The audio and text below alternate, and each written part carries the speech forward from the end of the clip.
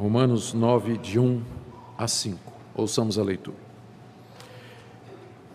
Digo a verdade em Cristo, não minto, testemunhando comigo no Espírito Santo a minha própria consciência. Tenho grande tristeza e incessante dor no coração, porque eu mesmo desejaria ser anátema, separado de Cristo, por amor de meus irmãos, meus compatriotas segundo a carne. São israelitas, pertence-lhes a adoção e também a glória, as alianças, a legislação, o culto e as promessas. Deles são os patriarcas, e também deles descende o Cristo, segundo a carne, o qual é sobre todos, Deus bendito para todos sempre. Amém. Oremos. Pedimos, Pai querido, autor da nossa fé, que Tu ilumines os nossos olhos para que vejamos as maravilhas da Tua lei. Dê, Senhor, que o ensino revelado aqui pelo Espírito Santo através da pena do apóstolo Paulo seja aplicado por esse mesmo Espírito ao nosso coração. Que o Senhor incline o nosso querer à obediência. Que o Senhor desse texto tire aquilo que cada um de nós precisa, quer seja edificação, correção, encorajamento, ânimo, instrução, tudo de acordo com Tua vontade. É o que pedimos em nome de Jesus. Amém. Queridos, com essa passagem nós introduzimos a quarta e grande parte da carta aos Romanos. Nos capítulos de 1 a 3, o apóstolo Paulo havia falado a respeito da perdição de toda a raça humana. Ele havia iniciado a carta explicando como os gentios, que nunca ouviram falar do Evangelho, nunca ouviram falar do Deus verdadeiro, como eles estavam perdidos porque têm a revelação natural e têm a revelação no coração, ambas vindas do próprio Deus. E em seguida ele fala no capítulo 2 que os judeus também estão perdidos, porque tendo recebido a revelação escrita, da mesma forma não seguiram essa revelação. E até metade do capítulo 3 ele fala então da perdição de todos os homens. A primeira parte da carta aos Romanos é a perdição de todos, gentios e judeus. A segunda parte começa na segunda metade do capítulo 3 e vai até o capítulo 5. Aqui o apóstolo Paulo explica como é que pecadores, como os gentios e os judeus, são justificados gratuitamente pela fé por Deus, mediante o trabalho completo e perfeito de Cristo Jesus. Ele trata disso nos capítulos 3, 4 e 5. Depois, nos capítulos seguintes, 6, 7 e 8, Paulo fala de que maneira estas pessoas, pecadores, que foram justificados pela fé, eles devem viver aqui nesse mundo. Eles são libertos do pecado, capítulo 6, libertos da condenação da lei, capítulo 7, e vivem uma vida no Espírito, capítulo 8. E ele termina o capítulo 8, foi a última mensagem que nós tivemos nesse capítulo, nos assegurando da fidelidade de Deus e de que nada nem ninguém pode nos separar do propósito salvador de Deus. Ele termina perguntando: quem poderá nos separar do amor de Deus em Cristo Jesus para conosco? Se Deus é por nós, quem será contra nós? Só que essa afirmação de Paulo, de que Deus vai manter a sua palavra, que Deus não vai permitir que nada nos separe do seu amor, ou seja, de que Deus é fiel à sua palavra e às suas promessas, levanta a seguinte questão, ou algumas questões. Se Deus é tão fiel e poderoso assim, por que tantos judeus rejeitaram a Cristo? Por que as promessas feitas a Israel, elas falharam? Deus também prometeu muita coisa à nação de Israel. Ele prometeu muita coisa a Abraão e aos seus descendentes. Mas a maioria dos israelitas rejeitou Jesus Cristo, rejeitou a salvação que Deus estava oferecendo. Como é que fica então a fidelidade de Deus? Será que a palavra de Deus falhou? Paulo terminou o capítulo 8 dizendo da fidelidade de Deus para conosco, que nada pode nos separar do amor de Deus em Cristo Jesus. E aí então a pergunta óbvia é: mas não parece que foi assim com os judeus? Porque Deus também fez muitas promessas para os judeus, mas a grande maioria deles rejeitou Jesus Cristo. Portanto, as perguntas que se seguem são estas: Existe um futuro, então, para a nação de Israel? Se Deus não cumpriu as promessas que ele tinha feito a Israel, será que ele vai cumprir no futuro? Existe ainda um lugar para a nação de Israel nos planos de Deus? Essa rejeição dos judeus a Cristo é uma rejeição final e definitiva? Existe ainda qualquer chance para os judeus dentro do plano da redenção? Estas são as questões que Paulo vai tratar nos capítulos 9, 10 e 11, que formam a quarta parte da carta aos Romanos, e é o que vai nos ocupar até o final do ano, entrando no ano que vem, né? Não tenho ideia de quando é que a gente vai terminar isso aqui, mas é o que nós vamos tratar em seguida, qual é o lugar da nação de Israel dentro do plano salvador de Deus. Essa é uma pergunta legítima que Paulo teria que responder, porque essa carta ela foi endereçada à igreja de Roma, cuja membresia era composta em grande parte de judeus que haviam se convertido ao cristianismo. E quando Paulo chegasse lá na igreja de Roma, como ele pretendia fazer essa visita, essa carta é uma carta preparatória para essa visita dele à cidade de Roma. Quando ele chegasse lá, todas essas questões iam ser levantadas. Paulo, você está dizendo que a salvação agora é para todo aquele que crê em Jesus Cristo, inclusive aqueles que não são judeus. Mas e as promessas de Deus feitas a Abraão? E as promessas de Deus feitas a Davi? E as promessas de Deus feitas à nação de Israel através de Moisés no Monte Sinai? E as alianças, e o pacto, e as promessas, e todos os privilégios de Israel? E agora como é que fica? O judeu não tem nenhuma vantagem, acabou tudo. Então essas questões seriam levantadas. Paulo então, ele já começa a esvaziar essas questões antes de chegar em Roma, respondendo algumas delas aqui na carta. E é o que ele faz nos capítulos 9, 10 e 11. Essa passagem que eu li, a passagem inicial dessa sessão, ela começa com uma declaração que Paulo faz dos privilégios da nação de Israel e da grande tristeza que ele sente pelo fato de que a nação havia jogado fora esses privilégios ao rejeitar Jesus Cristo, Filho de Deus, como o Messias. Então, a minha mensagem nessa noite, ela tem 4 partes. Primeiro, Paulo faz uma declaração da sua sinceridade. Ele vai dizer alguma coisa séria e ele quer que seja acreditado. Está aí no verso 1. Em seguida, ele vai dizer a tristeza que ele sente pela situação dos israelitas. A grande maioria havia rejeitado Jesus Cristo.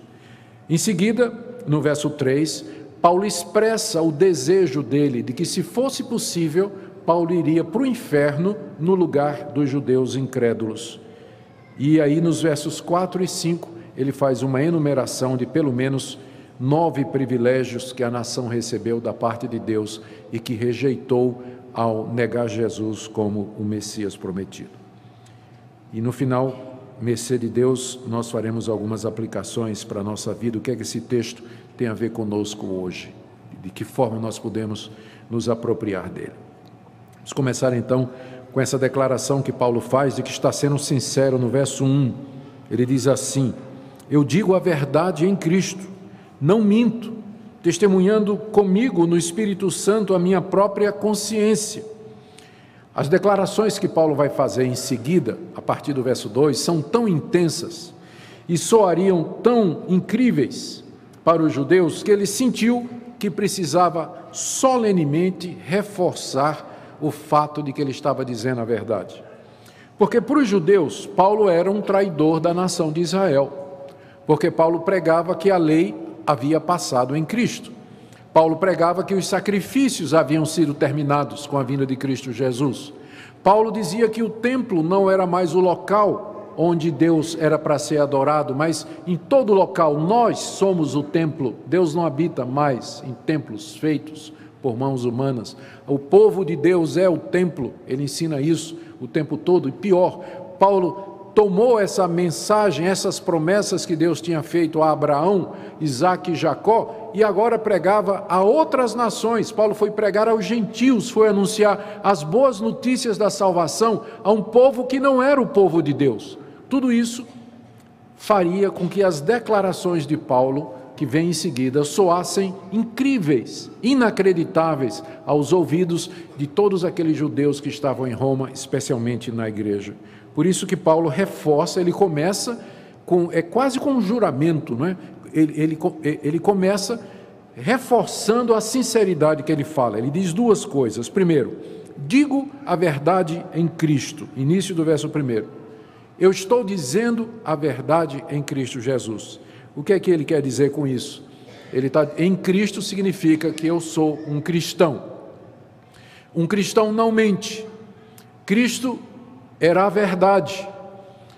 Alguém que está em Cristo, ele não mente. A mentira não é a maneira normal e usual dele se comunicar. Eu estou dizendo a verdade em Cristo, porque eu podia dizer de outra forma, porque eu sou um cristão, o que eu vou dizer é verdade, porque um cristão não mente. Eu estou em Cristo, digo a verdade, como convém àquela pessoa que professa a fé em Cristo Jesus, ou seja, querendo que os seus leitores acreditem no que ele vai dizer. Paulo primeiro apela para o fato de que ele está em Cristo Jesus e que é incompatível com a pessoa de Cristo que um seu discípulo fique contando mentira, ou falseando os fatos, ou dando uma ideia errada da verdade, ou escondendo a realidade. Digo a verdade em Cristo, estou na presença de Cristo, Ele me conhece, eu não posso mentir. Ele conhece o meu coração, conhece a minha consciência. É como se Paulo quase que estivesse chamando Cristo como testemunha ao lado dele, para dizer assim, o que eu estou declarando a vocês é a verdade, porque eu estou em Cristo.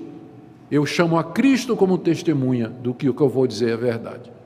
Veja como é solene essa afirmação. E lembrem do que disse Jesus, seja a tua palavra sim, sim, não, não. Então, ele chama Cristo como testemunha do que o que ele vai dizer é verdade. A segunda parte dessa declaração solene, ainda no verso 2, é quando ele diz assim, testemunhando comigo no Espírito Santo a minha própria consciência. Primeiro, ele apelou para Cristo como testemunha e agora ele apela para o testemunho do Espírito Santo na sua própria consciência. É como se ele dissesse que ele está com a consciência tranquila e que o próprio Espírito Santo testifica na consciência dele de que o que ele está dizendo é verdade.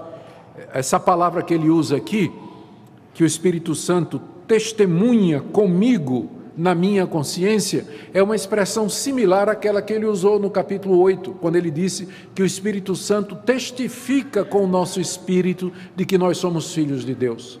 Todo crente verdadeiro sabe o que é isso, ele tem uma consciência iluminada pelo Espírito Santo, e o Espírito Santo diz ao crente quando ele está falando a verdade e quando ele está mentindo. Se a luz vermelha não acende na sua consciência, quando você diz uma mentira, alguma coisa está errada, porque a consciência do cristão, o Espírito Santo testifica com a consciência do cristão, ele diz lá dentro do coração, quando o cristão está dizendo a verdade ou não. Então você sabe quando você está mentindo. O Espírito Santo diz a você. Paulo está afirmando aqui, nesse exato momento, o Espírito Santo está testificando no meu coração que eu estou dizendo a verdade. Porque eu sou cristão e o Espírito Santo me testifica dessa verdade. Em resumo, o que Paulo está dizendo aqui é o seguinte, o que eu digo é verdade. Eu sou de Cristo e não minto. Pois a minha consciência, que é controlada pelo Espírito Santo, também me afirma que eu não estou mentindo. Que juramento solene, que palavra solene de Paulo, introdutória do que ele vai dizer.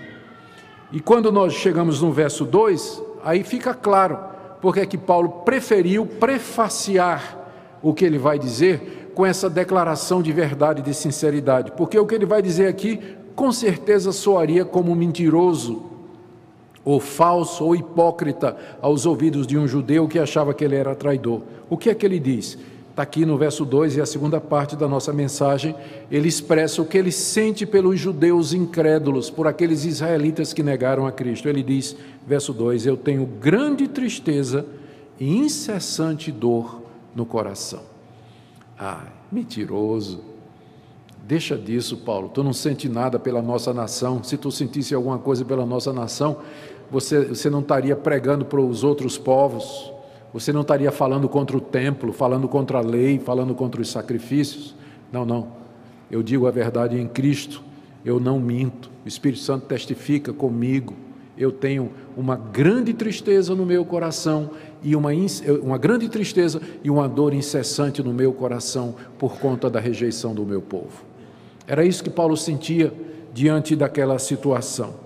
Grande tristeza, não era uma tristeza pequena não, era uma tristeza grande. Paulo vivia de luto pela situação do seu povo, vivia de luto pela rejeição dos judeus. E não somente isso, ele acrescenta ainda que ele sentia uma dor incessante no coração. A palavra que é usada aqui para dor, que Paulo usou para dor, era uma palavra que era frequentemente usada no grego daquela época para se referir à dor causada por uma fratura de um osso ou um corte causado por uma espada, uma dor física muito intensa, que Paulo usa para se referir à dor emocional que ele sente.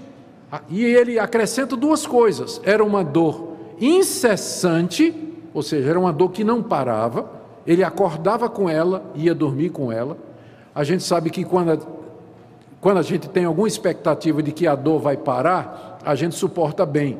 É até assim que a gente consegue convencer os nossos filhos a tomar vacina, né? Ou levar uma injeção. É só uma picadinha, vai passar logo. Aí a gurizada aceita. Mas e quando é uma dor incessante? Que era o que Paulo sentia na sua alma. Uma incessante dor, e ele acrescenta no coração. O coração é a sede da existência humana na linguagem bíblica, ou seja, é alguma coisa que eu sinto no mais íntimo do meu coração, essa dor incessante por conta do que está acontecendo com o meu povo. E são três coisas que fazem com que Paulo vivesse num estado constante de luto e de dor angustiante no seu interior, por conta da sua nação. Primeiro, o fato de que a grande maioria dos israelitas rejeitou Jesus Cristo. Jerusalém em peso gritou: crucifica-o! Os líderes da nação judaica o rejeitaram, consideraram endemoniado, falso profeta, e o entregaram aos romanos. Depois perseguiram os discípulos de Cristo, os apóstolos. O livro de Atos nos traz essa narrativa. Prenderam, chicotearam, conseguiram que Herodes decapitasse Tiago. Mais adiante perseguiram o apóstolo Paulo. Em todo lugar onde ele ia, prenderam Paulo, chicotearam, apedrejaram, expulsaram da cidade e finalmente haveriam de entregá-lo como criminoso político ao Império Romano. Isso doía no coração do apóstolo Paulo, que isso era feito pelos seus compatriotas, mas havia uma dor adicional aqui. Ele não fala agora, nós vamos tratar disso quando chegar no capítulo 10, mas eu já quero dar uma adiantada aqui, capítulo 10, verso 1. Irmãos, a boa vontade do meu coração e a minha súplica a Deus a favor deles, eles aqui são os israelitas, os judeus, a minha oração e a minha súplica a favor deles é para que sejam salvos. Ou seja, eles estavam perdidos. Eles não somente haviam rejeitado Jesus Cristo, isso trazia luto e dor a Paulo, mas Paulo tinha consciência de que eles estavam perdidos. Eles seriam condenados ao sofrimento eterno, longe de Cristo, longe de Deus, sem perdão, no inferno eterno. E isso, terceiro ponto, diante dos grandes privilégios que a nação teve e que Paulo enumera dos versos 4 do verso 4 até o verso 5, como nós iremos ver.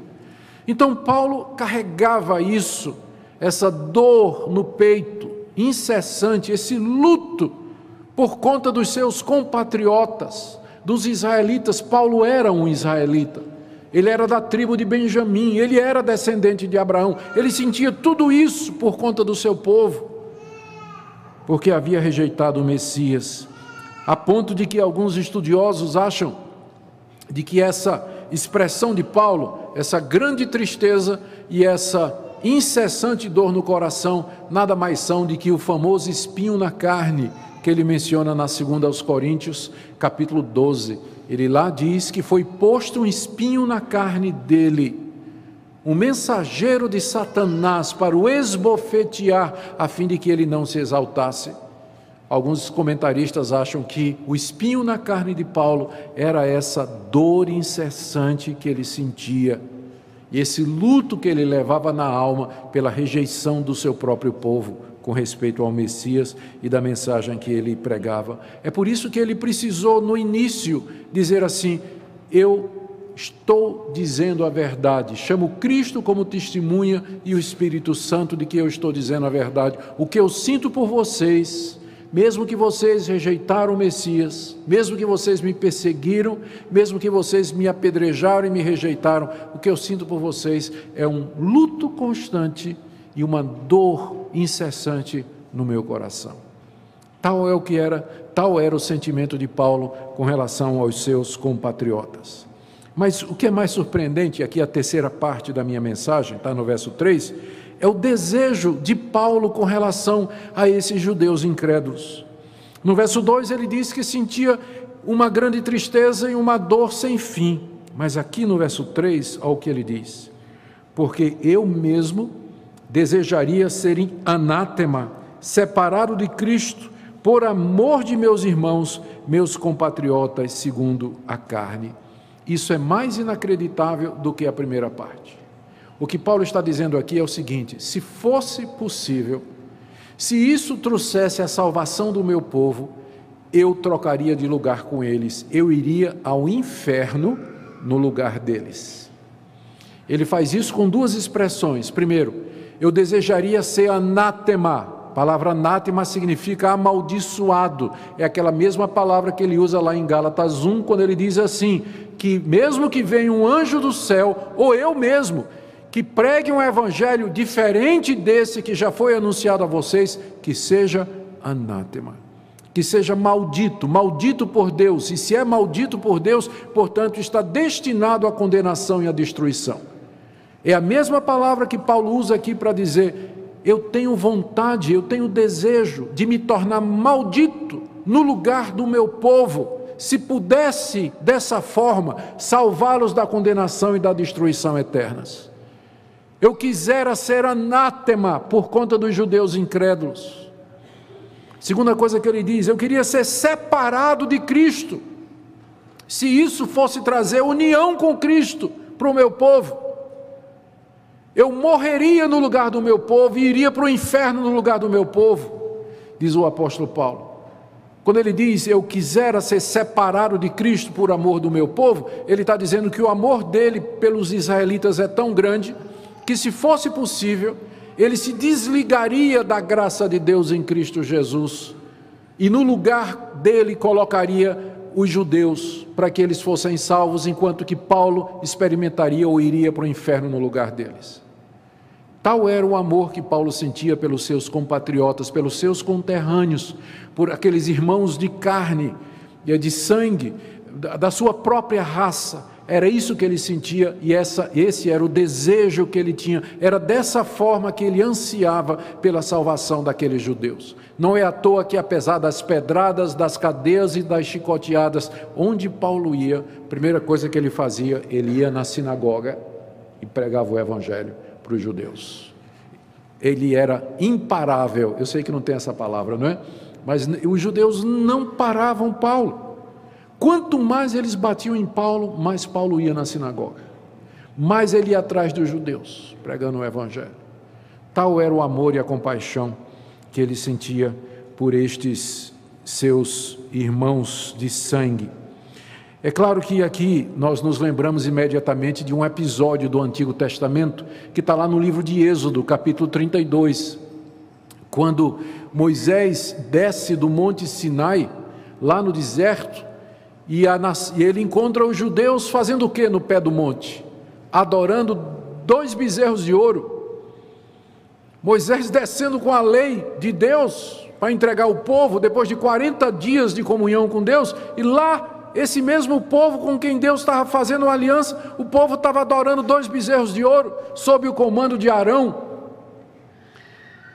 Aí, olha o que é que diz Moisés: Êxodo 32, de 30 a 32. Disse Moisés ao povo: vós cometestes grande pecado.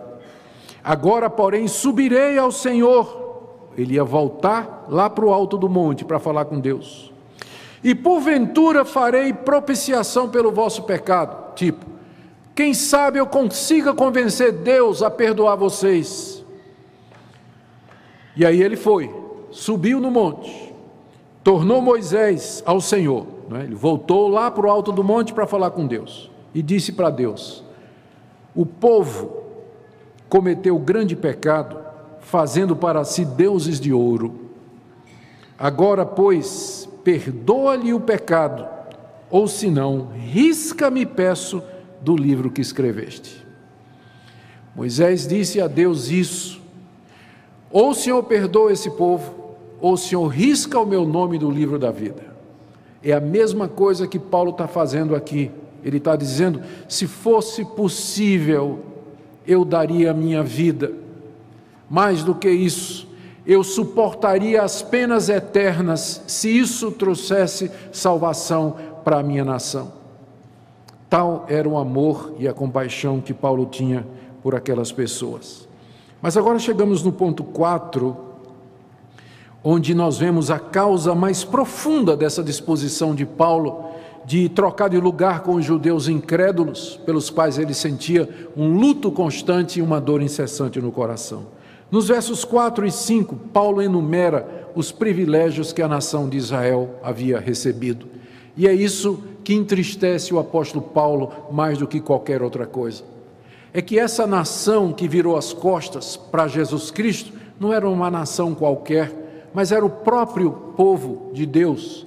O povo que recebeu privilégios inumeráveis ou indizíveis comparados com a situação das nações que viviam em trevas naquela época. Olha só os 9 privilégios que Paulo enumera. Começando no verso 4, ele diz: são israelitas. Israelita é o nome étnico da raça que descende de Israel, que é o mesmo Jacó. Ou seja, eles são dessa raça que o Senhor escolheu. O Senhor não escolheu nenhuma outra raça, mas os descendentes de Jacó, leia-se Abraão, Isaac e Jacó, os 3 patriarcas, são israelitas. Eles fazem parte dessa raça escolhida. Segundo, ainda no verso 4, pertence-lhes a adoção aqui é a adoção de filhos. De todas as nações do Antigo Oriente, Deus escolheu apenas a nação de Israel e os adotou como sendo filhos seus, como sendo povo seu. E não foi por mérito, não foi porque os judeus eram melhores do que os assírios, os egípcios, os mesopotâmios, os babilônicos, os sumérios ou os cananeus, nações maiores e mais poderosas. Deus foi exatamente pegar uma naçãozinha composta de 12 tribos nômades, pastores, errantes que não tinham uma terra própria, e Deus os adotou como seus filhos. Não era por mérito, foi por graça soberana que Ele escolheu os filhos de Abraão, porque tinha nações maiores, mais poderosas, que Deus poderia ter escolhido, mas Deus adotou somente os judeus e deixou de fora todas as outras nações com seus milhões de habitantes. A nação de Israel era um tiquinho assim, comparado com o grande reino babilônico, por exemplo. A eles pertence a adoção. Terceiro, ainda no verso 4, a eles pertence a glória, ou seja, Deus revelou a sua glória somente à nação de Israel. Foi a nação de Israel que Deus revelou os seus milagres no deserto durante 40 anos. Foi a nação de Israel que Deus realizou grandes sinais contra os deuses do Egito. Foi para a nação de Israel que Deus apareceu numa coluna de nuvem durante o dia e numa coluna de fogo durante a noite. Foi a nação de Israel que Deus manifestou sua glória no alto do monte Sinai, descendo sobre o monte na nuvem, com raios e trovões e relâmpagos, a ponto de que o monte todo tremia. Somente a nação de Israel viu a glória de Deus. Em quarto lugar, ainda no verso 4, Paulo menciona: a eles pertencem as alianças. Aliança é um compromisso, é um pacto entre duas pessoas em que elas se comprometem em termos de privilégios e obrigações. Deus chamou a nação de Israel, os filhos de Abraão, e fez um pacto com eles, fez uma aliança com eles, que envolvia obediência, privilégios, bênçãos, condições. Deus se deu à nação de Israel como sendo Deus, e ele recebeu a nação de Israel como se fosse um povo. Deus não fez isso com os egípcios, Deus não fez isso com os babilônicos, não fez isso com os assírios, não fez isso com os filisteus, com os amorreus, com os cananeus, os habitantes da Palestina. Não, Deus fez isso somente com a nação de Israel, o povo com quem ele fez um pacto, uma aliança. E junto com a aliança, Deus deu, em quinto lugar, a legislação, a lei de Deus, a santa lei de Deus. Foi dada somente aos judeus os 10 mandamentos, mostrando a santidade de Deus, as leis referentes aos sacrifícios, de que maneira os judeus poderiam ter perdão de pecados através do sacrifício de animais, o ministério dos sacerdotes funcionando como mediadores entre o povo e Deus, as leis a respeito da terra, do convívio com o próximo, leis a respeito do casamento, da propriedade, do dinheiro, do uso da terra, leis sábias, leis boas, como nenhuma outra nação tinha. Deus revelou toda a sua sabedoria e santidade somente à nação de Israel. Todos os outros povos estavam na ignorância, nas trevas, adorando falsos deuses, adorando o pau, a pedra, o bronze, o ouro, a prata, o sol, a lua e as estrelas. Somente a nação de Israel sabia quem era Deus. Como ele diz em seguida, o sexto privilégio, ainda no verso 4, o culto. A eles pertence o culto. Deus revelou-se somente a Israel no que diz respeito ao culto, como ele queria ser cultuado. E ele começa dizendo assim: não terás outros deuses diante de mim. Porque no culto das outras nações, era um culto politeístas. As pessoas adoravam Astarote e Renfã, adoravam Baal, Azerá, todos esses deuses ao mesmo tempo. Cada pessoa tinha dezenas de deuses. Mas Deus diz à nação de Israel: você não vai ter outros deuses além de mim. Outra coisa, não faça imagem de escultura de mim. Eu não quero ser adorado através de imagens. E terceiro, você não vai tomar meu nome em vão. Você vai levar a sério o culto a mim. Deus deu culto à nação de Israel, o verdadeiro culto, de que forma ele deveria ser adorado. E a nenhuma outra nação foi dado esse privilégio. Em sétimo lugar, sétimo privilégio, ainda no verso 4, a eles pertencem as promessas. Aquelas promessas que Deus fez a Abraão: eu vou te dar essa terra, em ti serão benditas todas as nações do mundo, os teus descendentes herdarão a terra, de ti virá aquele que será o Salvador do mundo. Mesmas promessas repetidas a Isaac, mesmas promessas repetidas a Jacó, mesmas promessas repetidas depois à nação de Israel, quando Deus dá a lei através de Moisés, mesma promessa feita a Davi. As promessas, muitas promessas, entre elas, de que aquela nação seria um instrumento de Deus para a salvação do mundo, porque deles viria o Messias. Deus não fez essas promessas a outros povos, mas somente a nação de Israel. Oitavo privilégio, verso 5, deles são os patriarcas. Quem são os patriarcas? Todo mundo sabe: Abraão, Isaque e Jacó. Os patriarcas, aqueles monumentos de fé, pessoas que marcaram a história, homens de referência, eles são do povo de Deus, são israelitas. É deles que vêm os patriarcas, com quem ou a quem Deus fez todas essas promessas e as ratificou. E o último e o mais importante de todos os privilégios, estou aqui no verso 5, deles descende o Cristo segundo a carne. O Messias, o Salvador do mundo, ele veio dos judeus. Jesus de Nazaré era da tribo de Judá, ele era descendente de Davi, ele era um israelita, ele era filho de Abraão. E era ele o Salvador do mundo. Deles, dos judeus, descende o Cristo segundo a carne. E Paulo acrescenta alguma coisa incrível, dizendo o qual é sobre todos, esse Cristo, ele é sobre todos, Deus bendito para todos sempre.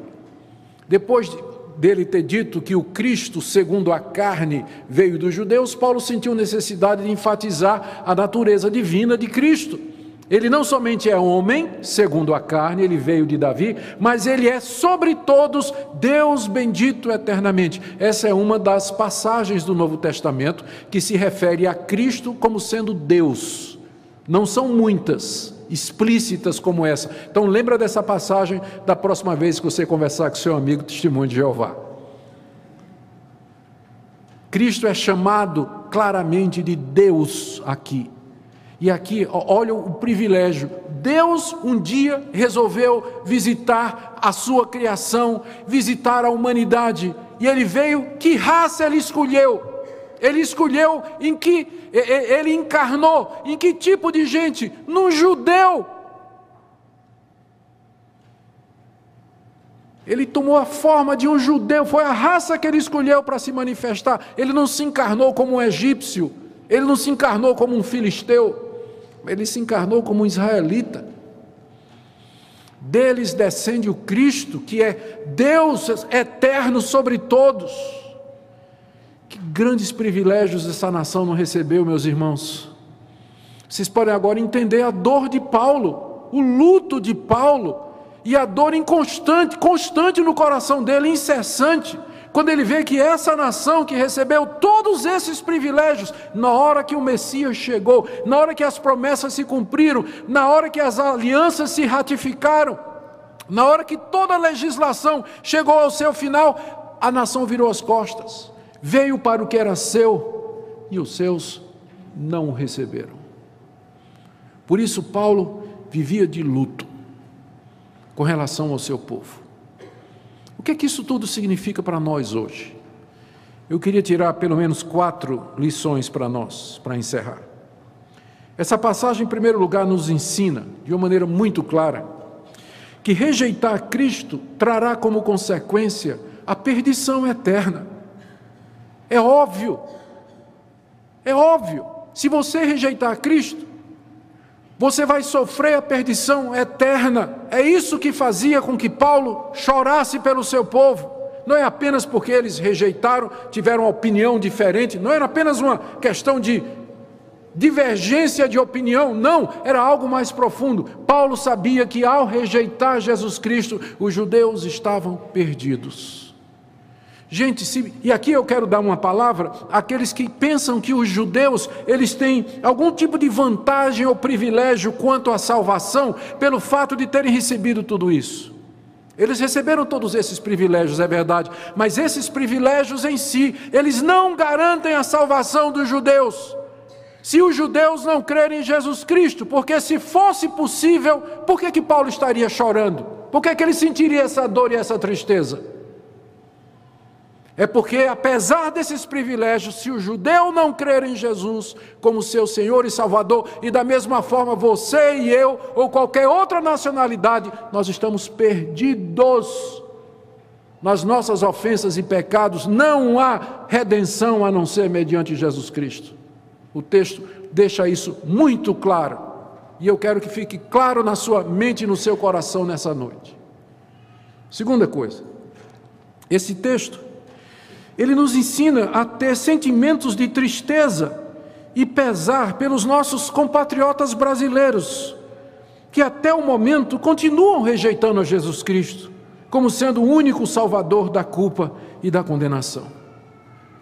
Esse sentimento que havia em Paulo deveria ser o mesmo sentimento que nós deveríamos ter também pelos nossos compatriotas brasileiros, embora nós não tenhamos recebido esses privilégios que a nação de Israel recebeu.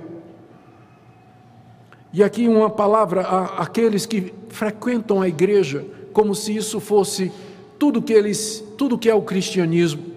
Há pessoas que são membros de igrejas, e eu digo, dessa igreja, e que pensam que ser cristão, ser evangélico, o que Deus pede deles é que participem de algum culto nos domingos, quando dá, contribuam eventualmente ou regularmente, ou participem de alguma atividade, e eles não sentem a menor compaixão pelo vizinho, pelo colega de trabalho, pelos amigos na escola, não sente nada, nada. Não olha para as pessoas e vem apenas como árvores caminhando, como aquele cego, que no começo, ao ser curado por Jesus, Jesus perguntou: você está vendo alguma coisa? Ele disse: eu estou vendo homens caminhando como árvores, como se fossem árvores. E é assim que muitos cristãos olham para os outros, veem apenas árvores, não estão vendo almas condenadas ao inferno. São pessoas para quem o cristianismo se reduz a mera religião. Você vê o apóstolo Paulo aqui, penando, sofrendo no coração por conta da situação do seu povo. Sentimos alguma coisa parecida com isso? Ou será que o seu cristianismo é apenas uma religião centrada na sua pessoa, nas suas necessidades, naquilo que você deseja e naquilo que você quer obter da parte de Deus? Terceiro, essa passagem também nos ensina que nós temos que amar os nossos inimigos. Esse pessoal, o que eles puderam fazer para acabar com o apóstolo Paulo, eles fizeram. Ainda assim, Paulo diz: se fosse possível, eu iria para o inferno no lugar deles.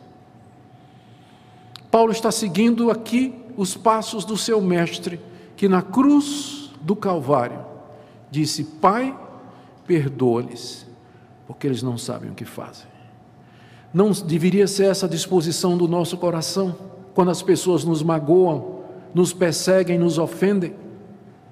Mas o que é que a gente vê entre os cristãos? A lei de talião, olho por olho, dente por dente, bateu, levou. Mexeu comigo, bato de volta. Falta misericórdia, compaixão, amor e perdão. Textos como esse nos mostram a profundidade do amor de Deus e do poder de Deus, que pôde transformar esse judeu perseguidor que foi o apóstolo Paulo, nessa pessoa com uma alma quebrantada, cheia de amor, inclusive pelos seus perseguidores. Ele pode fazer a mesma coisa com você, em termos de lhe ensinar a perdoar quem lhe ofende, quem lhe persegue, quem lhe maltrata, quem lhe calunia, quem lhe causa mal. Não só você perdoar, mas você orar por essa pessoa e dizer: Deus, eu me coloco à tua disposição para eu ser uma bênção na vida dessa pessoa no que for possível. É nisso que o cristianismo quer nos transformar. Última coisa, Paulo nos mostra aqui que Deus é gracioso e muito bom. Ele é misericordioso, Ele é compassivo. Olha o que Ele fez com essa nação. Que grandes privilégios Ele deu para esse povo. Mas por outro lado, essa passagem também nos mostra que se nós rejeitarmos esses privilégios, nós estamos perdidos para todo sempre. E que não há mais outro caminho ou outra possibilidade. E quando eu preparava essa parte de aplicação, o primeiro grupo que veio na minha mente, perguntando a mim mesmo: para quem especificamente essa palavra, essa aplicação aqui, ela é destinada e própria? A resposta é aos adolescentes, juvenis e crianças que estão aqui, que estão me ouvindo. Vocês nasceram num lar evangélico. Vocês foram batizados em nome do Pai, do Filho e do Espírito Santo quando crianças, ou foram consagrados a Deus pelos seus pais. Vocês cresceram ouvindo o Evangelho, ouvindo a palavra de Deus, decorando a palavra de Deus, cercados de amor dentro de uma comunidade que em vários sentidos os protegeu durante muito tempo da influência do mundo. Vocês foram criados por pais amorosos que oraram por você, que dedicaram você a Deus desde o ventre, quando você estava no ventre de sua mãe. E você cresceu e vem crescendo com esses privilégios. Não jogue isso fora. Não jogue isso fora, mas ao contrário, agradeça a Deus por isso. Diga: Deus, que privilégio o Senhor me deu, como a nação de Israel, de já nascer num lar evangélico, pertencer a uma igreja, ouvir a verdade desde criança. quando há centenas de milhares de pessoas que nunca ouviram nem o nome de Jesus. E você cresce com essa riqueza, você que está me ouvindo. Não jogue fora esses privilégios, porque de Deus não se brinca, não se zomba. A quem muito se dá, muito também será pedido. Enquanto você pode, professe a sua fé. Declare publicamente o seu cristianismo, envolva-se com o Senhor Jesus, entregue-se a Ele sem reserva, buscai ao Senhor enquanto se pode achar. Invocai-o enquanto está perto. E Ele está perto hoje à noite. Ele está aqui entre nós nessa noite. E Ele conhece você.